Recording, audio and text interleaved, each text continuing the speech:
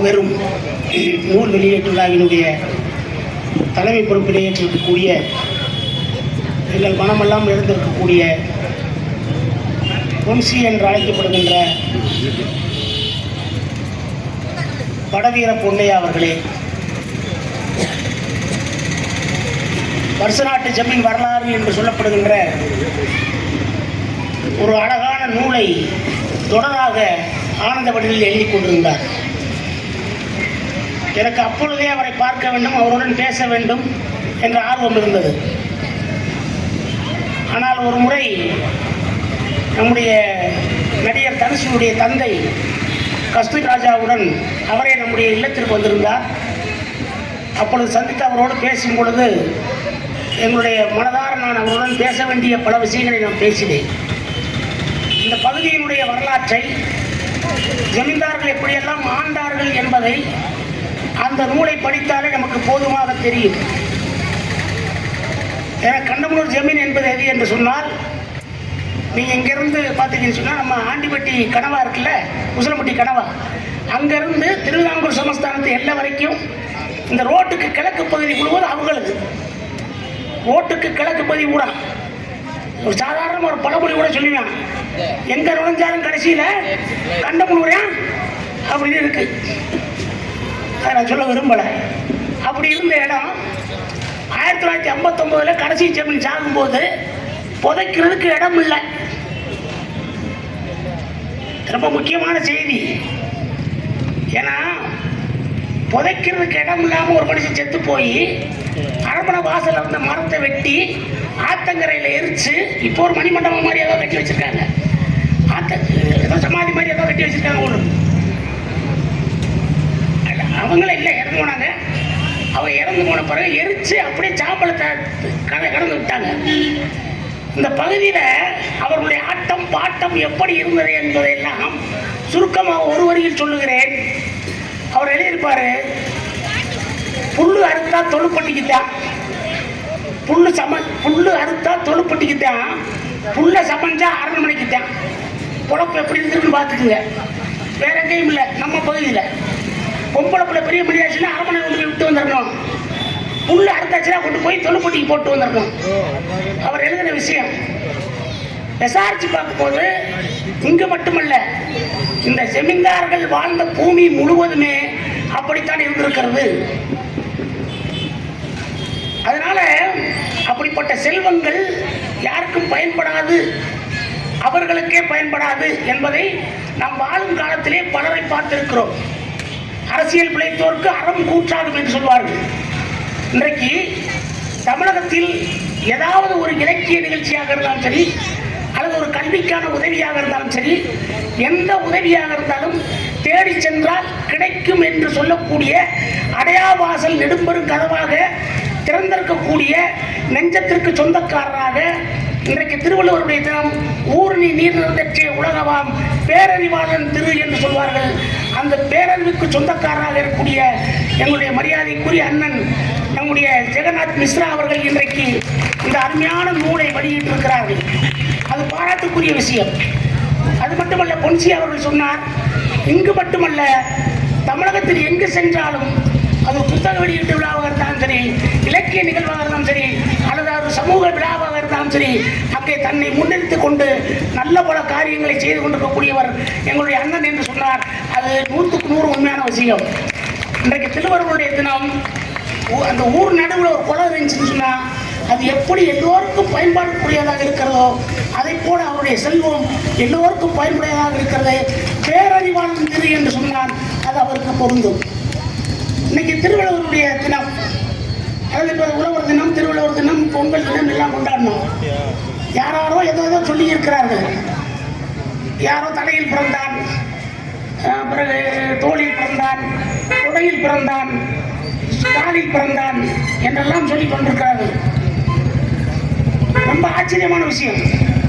வள்ளுவன் நேர்மாற ஒன்று சொல்றாரு, இந்த நீ சேத்துல கால் வைக்கிறதா நீ சோத்துல கால் வைக்க முடியாதா, பூசணைகள் எல்லாம் போயிடும்டா, சாமியார்கள் எல்லாம் போயிடுவாங்கடா, அரசு அதிகாரிகள் எல்லாம் போயிடும், அரசரே எல்லாம் போயிடுவான்டா, ஏன் சாமியா எல்லாம் போகும்டா, அவன் தானே முக்கியம். அதனால நீ எவனோ ஒருத்தர் தலையில படுத்தான்னு சொல்லியிருக்க, எவன் தெரியுமா இந்த நாட்டினுடைய தலை அப்படின்னு சொல்லிட்டு சுழன்றும் ஏற்பின்னது உலகம் உழன்றும் உழவே தலை என்று சொன்னான் உங்களுடைய வள்ளுவர். அவனை நாளில் ஒரு அருமையான புத்தகத்தை வெளியிட்டிருக்காரு. வந்திருக்கக்கூடிய அறிஞர் வகுப்புகள் பூரா உட்கார்ந்துருக்க கூட அதுவுமே எல்லாருமே எனக்கு பேர் தெரிந்தவர்கள். யாருடைய பேரையும் சொல்லணும்னு நினைச்சோம்னா அவர் எனக்கு 15 நிமிஷம் கொடுத்துருக்காரு. எனக்கு எப்பயுமே இந்த சைக்கிள் மேலே உட்காந்தா ஓட்ட தெரியாது, இறங்க தெரியாது. நான் பாட்டில் ஓடிட்டு லைஃப்லேயே சொல்லுவார் அடிக்கடி. உரிய பேச்சு எப்படி இருக்குன்னா ஃப்ளைட்டில் ஏறி உட்காந்தோன்னே அப்படியே ரன்வேயில் அப்படியே போயிட்டே இருக்கும். டக்குனு டேப்காப் ஆயிடுவியா, டேப்காப் ஆனால் அது வாட போய்க்கு இருக்கும். எப்போ இறங்குறானே தெரியாது. அவனா வச்சுக்கிட்டு அவனா இறங்கினதே எனக்கு உண்டு. அவர் எனக்கு 15 நிமிஷம் நைட் இருக்காரு. இன்னும் அநேகமாக 5 நிமிஷம் முடிச்சிருக்கோம். இன்னும் 10 நிமிஷம் இருக்கு.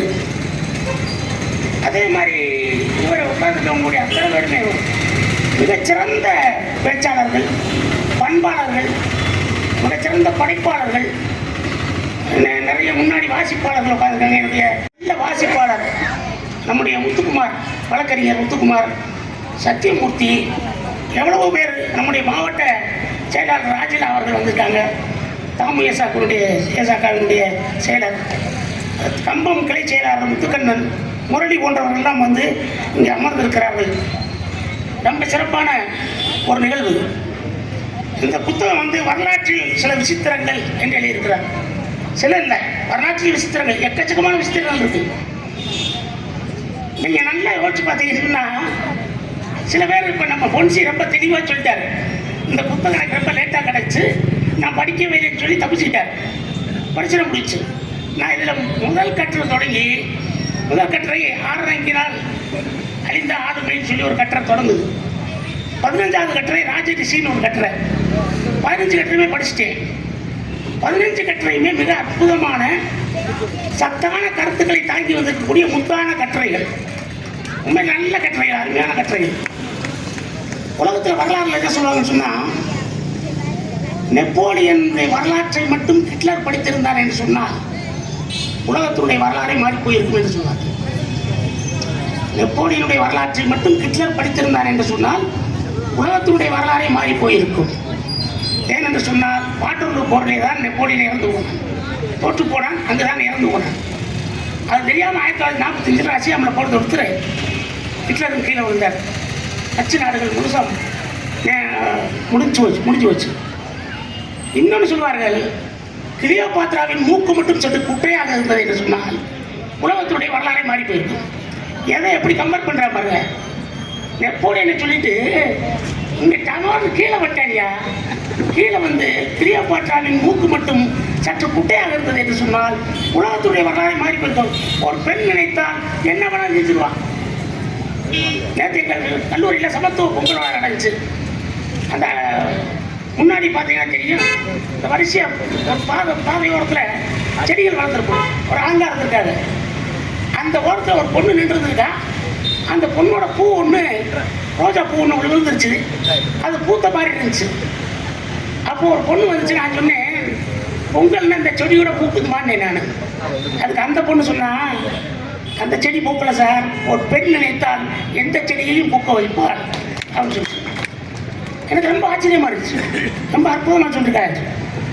முதல்ல பாண்டிச்சேரியில் புதுச்சேரியில் ஆரம்பிக்கிறார்.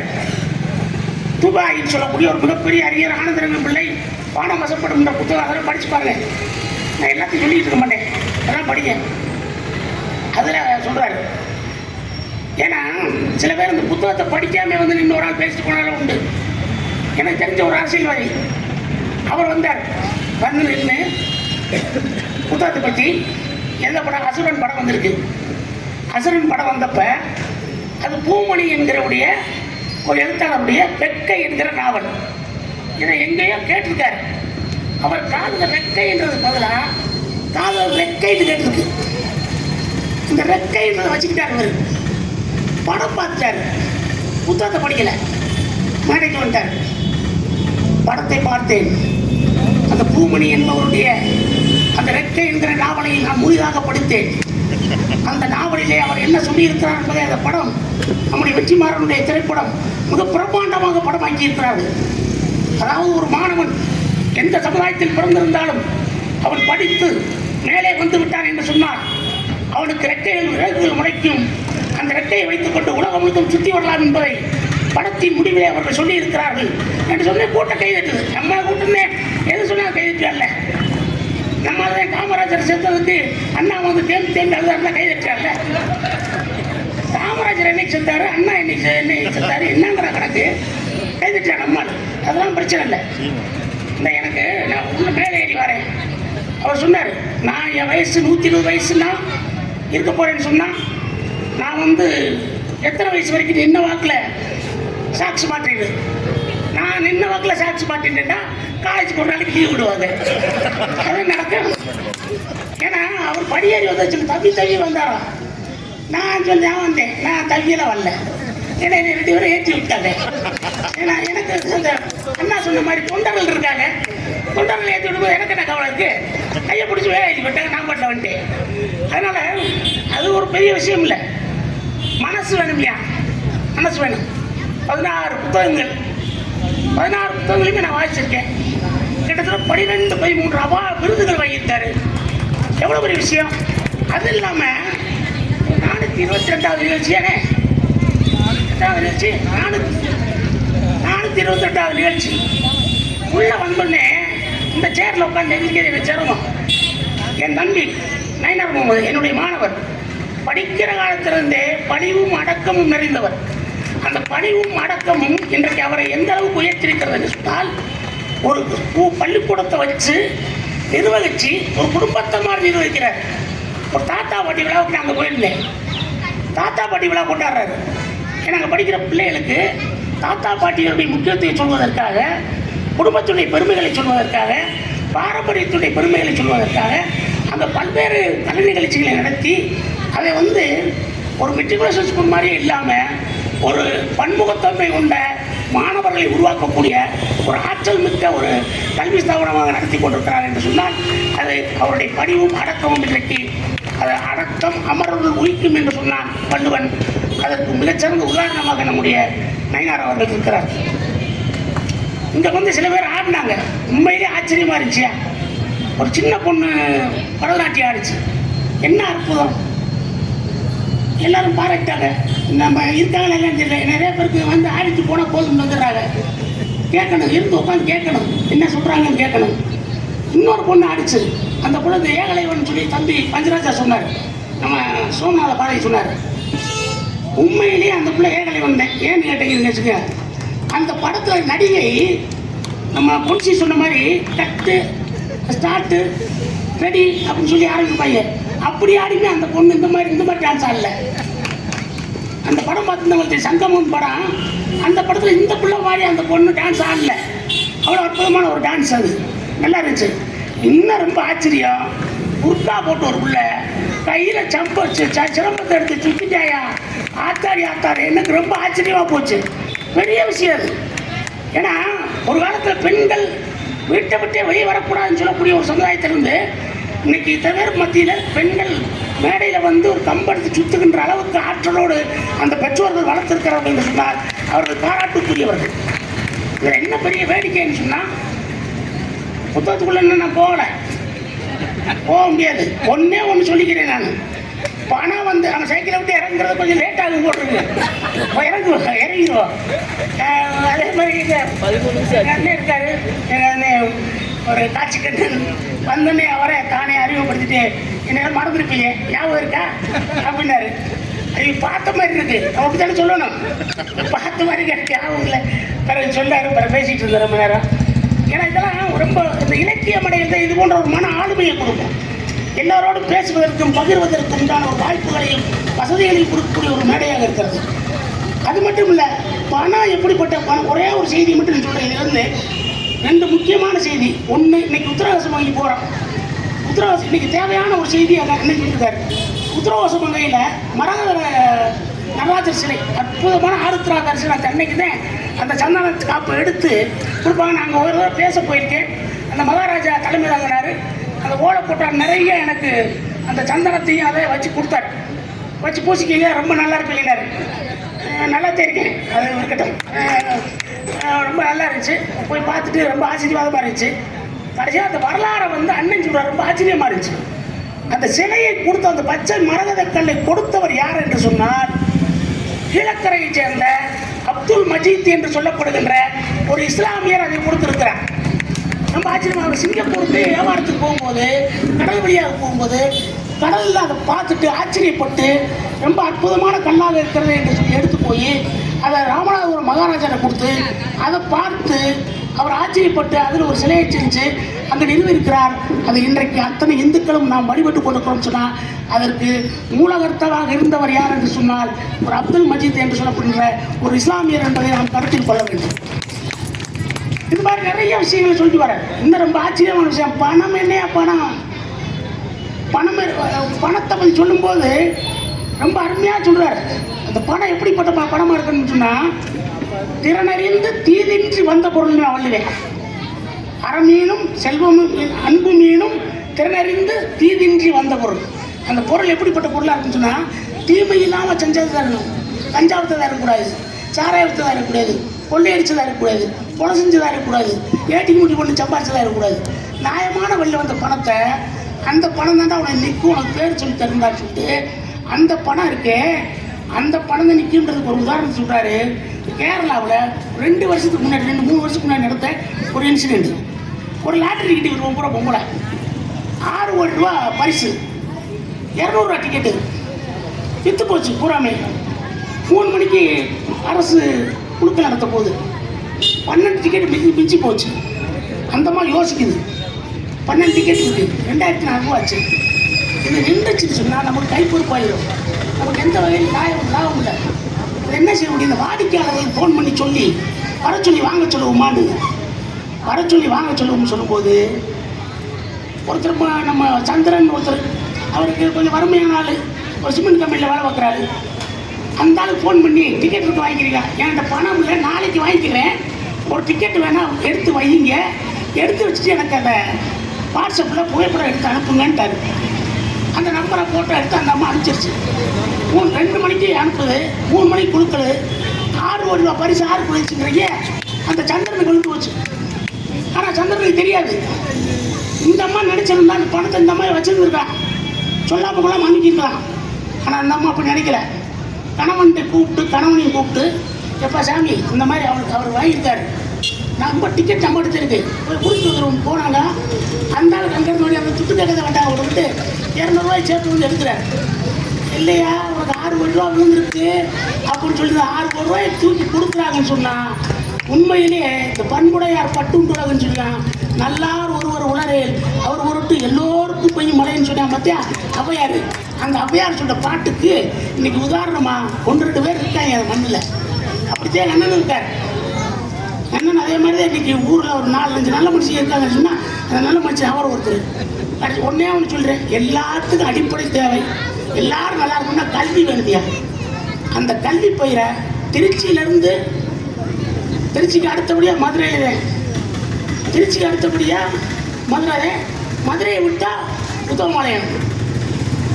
நாமக்கல் கல்லூரி கிடையாது, கருமாத்தூரில் கல்லூரி கிடையாது, உசிலம்பட்டியில் கல்லூரி கிடையாது, தேனியில் கல்லூரி கிடையாது, ஆண்டி வீட்டில் கல்லூரி கிடையாது, வீரவாணியில் கல்லூரி கிடையாது, சின்னப்பூரில் கல்லூரி கிடையாது, உத்தமபாளையத்தில் தான் கல்லூரி. அதே மாதிரி திருச்சிக்கு அடுத்தபடியாக திண்டுக்கல்ல கிடையாது, மணப்பாறையில் கிடையாது, பெருங்குளத்தில் கிடையாது, எங்கேயும் கிடையாது, உத்தமபாளையத்தில் கல்லூரி. கோடிக்கணக்கான செல்வந்தர்கள் அன்றைக்கு இருந்தார்கள். ஆனால் உலகத்திலேயே கொடுக்கின்ற பணம் கல்வி பயிருக்காக இருக்க வேண்டும். அந்த கல்வி பயிர் வளர்வதற்கு உன்னதமான ஒரு கல்வி ஆலயத்தை நிறுவி கொடுத்த காஜி கருத்தராவத்தை பற்றி ஒரு அழகான கட்டுரை எழுதியிருக்கிறார். ஏன்னா இப்படி பரவல எல்லாரை பற்றி ஒரு கட்டுரை இருக்கு. எனக்கு ஒரே ஒரு புனூரில் ஒரு வருத்தம், நிறைய விசித்திரங்கள் இருக்குது, பெண்களை பற்றிய விமர்சனங்கள் இருக்குது. ஆனால் மகாபாரதத்துலேருந்து ஒன்று சொல்லியிருக்காரு, ஒரு மகாபாரதத்துலேருந்து ஒரு புராண கதையிலேருந்து ஒரு செய்தி சொல்லியிருக்காரு. அதுவும் கூட 2 தடவை குறை சொல்லக்கூடியதாக இருக்குது. முதல்ல வந்த கட்டுரையும் மகாபாரதத்தில் வந்த கட்டுரையும் பெண்களால் சாதித்த விஷயங்கள் சில விஷயங்கள் இருக்குது. அதையும் அண்ணன் நினச்சிருந்தா நிறைய எழுதியிருக்கலாம். அதையும் அடுத்தடுத்து இல்லை இருந்தாலும் அதுலேருந்து ஒன்று எடுத்து எழுதியிருக்கலாம். அதாவது எனது விசித்திரங்கள் வரும்போது அதையும் எழுதியிருந்தால் இன்னும் கொஞ்சம் நல்லா இருக்கும். ஏன்னா ஒரு நூல் விமர்சனம் போது அப்படிலாம் வரணும். முழுக்க அங்கே அண்ணன் சூப்பர், ஒன்றரை மார்பல்ஸ் எக்ஸலண்ட், ஆகா டாப்புன்னு பிறகு இது எதுக்கு நான் பேராசிரியர் பேராசிரியர்னா அதில் இருக்க சில குறைபாடுகளை சொல்லணும்ல, அதுக்காக சொன்னேன். இப்போ தப்பாக ஒன்றும் இல்லை, நல்லாச்சே இருக்கு.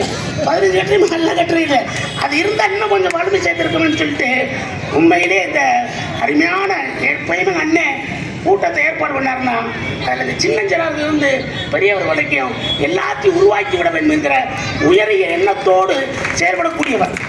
ஏதோ புத்தகம் வெளியிடுறேன், எல்லாரும் வாங்க, என்னை வந்து 4 பேர் பாராட்டுங்க, என் புத்தகத்தை வாங்கி போங்க, அது இல்லை. 10 பேர் டான்ஸ் ஆடணும், 10 பேர் கம்பு சுற்றணும், 10 பேர் வந்து புலி வேஷம் போட்டு ஆடணும், என்ன மாதிரி பண்ணுங்கப்பா, நாளைக்கு நல்லா வரணுங்கப்பா அப்படின்றதுக்காக அந்த வேலைகளை செய்யக்கூடிய ஒரு கம்பு பள்ளத்தாக்கை கல்வி பள்ளத்தாக்கோடு மட்டுமில்லாமல் இலக்கிய பள்ளத்தாக்காக வைத்திருக்கக்கூடிய எங்களுடைய ஆறுடைய அண்ணன் பணி மென்மேலும் சிறக்க வேண்டும். இன்னும் ஆயிரக்கணக்கான புத்தகங்களை எழுத வேண்டும். அந்த புத்தகங்களுக்கெல்லாம் நான் வந்து இதுபோல் நூல் விமர்சனம் செய்ய வேண்டும். எங்கள் அண்ணன் தலைமை இருக்க எங்கள் அண்ணன் சுசீந்திரன் தலைமை போலிசி அவர்கள் தலைமை இருக்கணும். என் அண்ணன் ஜெகநாத் மிஸ்ரா அவர்கள் பொருள் உதவியும் பண உதவியும் மன உதவியும் தந்து உதவ வேண்டும் என்று எல்லாரையும் வாழ்த்தி வந்திருந்த அத்தனை பேருக்கும் வாழ்த்தி வணங்கி விடுகிறேன். நன்றி, வணக்கம். நல்லதொரு உரையை வழங்கிய அன்பிற்குரிய மாமா பேராசிரியர் பிரியமுருகன் அவர்களுக்கு நன்றி. அடுத்ததாக போடி